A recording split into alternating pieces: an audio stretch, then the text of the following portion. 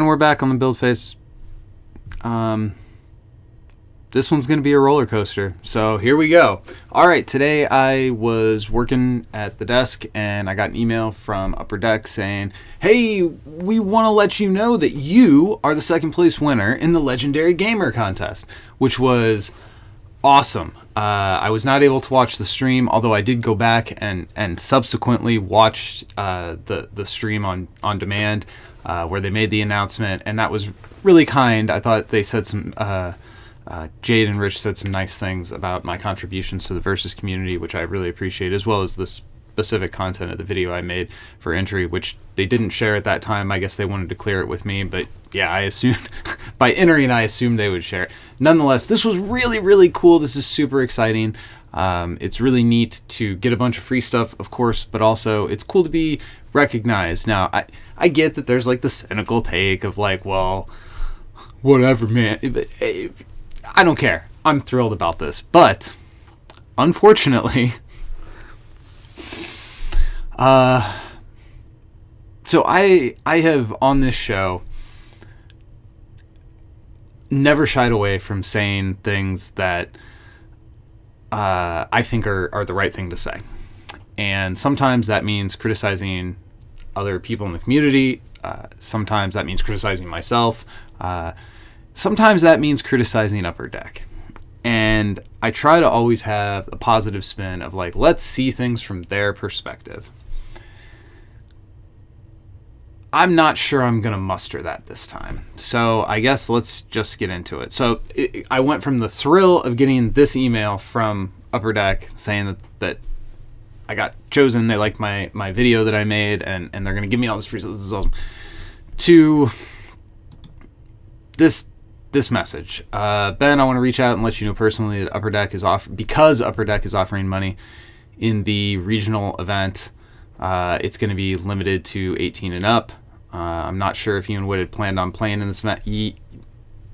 Yes, you were. That I know for sure that the tournament organizer reached out specifically about Whit. So the whole reason this came up is because you do know that Whit was planning on playing in this event, and that's why this whole question got asked. So that's a little weird to frame it that way.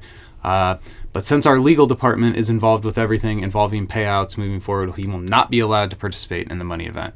Now, I've already paid for the Airbnb. We're going to leave. Our plan is to leave after Whitman gets out of school Friday night, the 14th, stay in Milwaukee the 14th, play in the event on the 15th, sleep there that night, and then leave for home on Sunday. We're not going to any other day at Midwinter. We're not going to Milwaukee for any other reason other than to participate in this event that my son has worked his butt off for months getting his deck ready to be able to play in this event.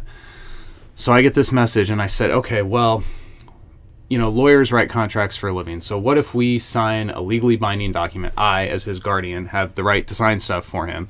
The obvious clear solution is I just have to sign the document for him.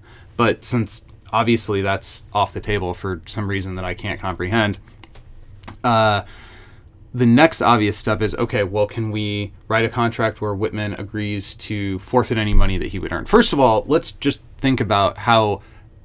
I'm going to try to use chill speech.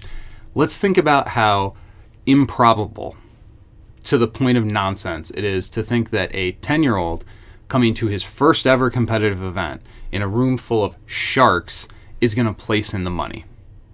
This is silly. This is a non-issue. This is not something to be worried about. But since we are here having this asinine, this silly conversation, since we're worried about it, let's dig into it. Hypothetically, Whitman could be bound by a legal agreement that he has to drop after Swiss rounds. So he gets to play, but once it gets to the money, he has to drop the event. Not he doesn't make top 8, it's he drops, so there's no money that could go to him.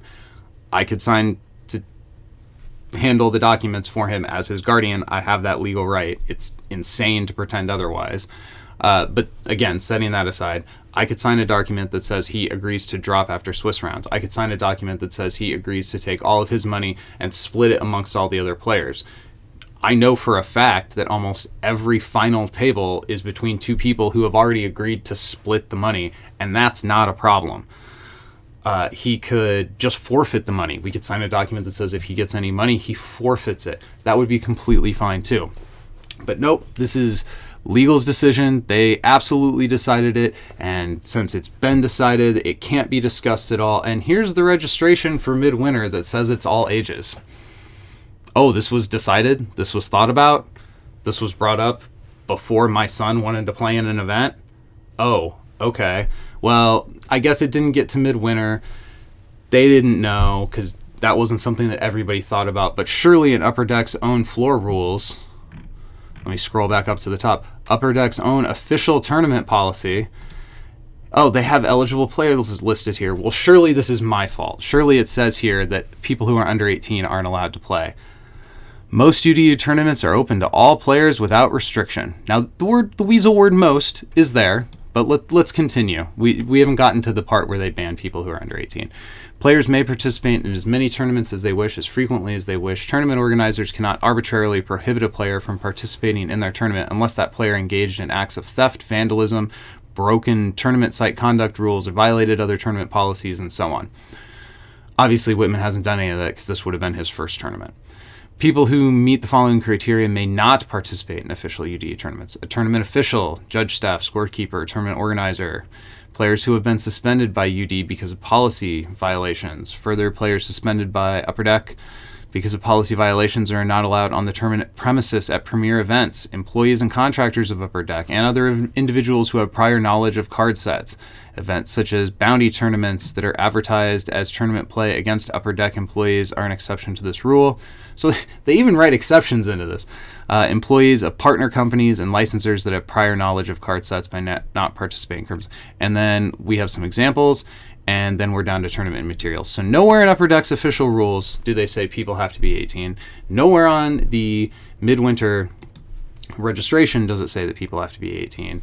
And I don't want to put anybody else's name out there, but I happen to already know people that have signed their kids up and had them play in Upper Deck events in the past, and there's been no problem. Like, I am entirely sympathetic to the idea that, like, it gets a little weird if you're going to write like a $500 check to a 10-year-old. Sure. That assumes that my 10-year-old could win the event, and I love Whitman. That's just not realistic. That's not going to happen. So this is a non-issue that is now apparently not threatening. I was going to say threatening, but there's no threat. It's the decision's been made. Whitman's not allowed to play. And now I've got the hotel that we already paid for. Like, what am I going to do? This is supposed to be our trip together. So, Upper Deck, you never change. They do this stuff. They put out these games. Versus 2 PCG is my favorite game. I love it so much. I love the things that Danny and Ben do with it. I love that there's people working at Upper Deck who seriously seem to be making exactly the right kind of noises that we as fans of this game and of their products would want. And there couldn't be a more perfect example of kind of my relationship with Upper Deck as them telling me they selected me as a legendary gamer and there's all this cool stuff happening and the excitement, and then following that up with, oh, also your kid's banned from the tournament that he's been preparing for.